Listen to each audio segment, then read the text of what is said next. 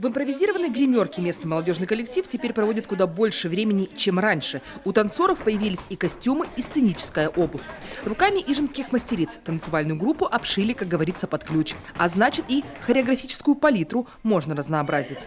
Вначале мы танцевали в том, что сами носили, но поняли, что это не совсем красиво. Один в одном, другой в другом. Танцевали в своей одежде, а сейчас все одинаково и красиво выглядит. И обувь новая, и звонкая.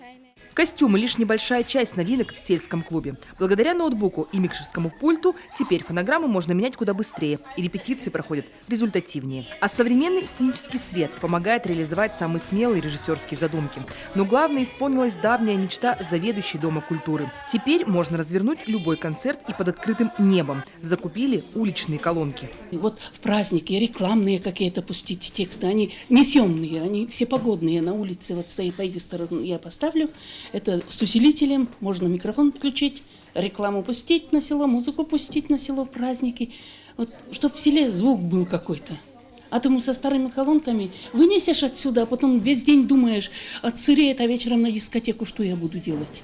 Меня же там съедят. В это здание Дом культуры переехал еще 8 лет назад. Успели здесь провести небольшой ремонт. И теперь, уверяют, клуб «Вне Шабожи» самый теплый во всем районе. Занимаются здесь 15 коллективов и 5 кружков. Слава богу, что все же идут навстречу деревенским клубам. Вроде выйти больше некуда. Что, в магазин только и все.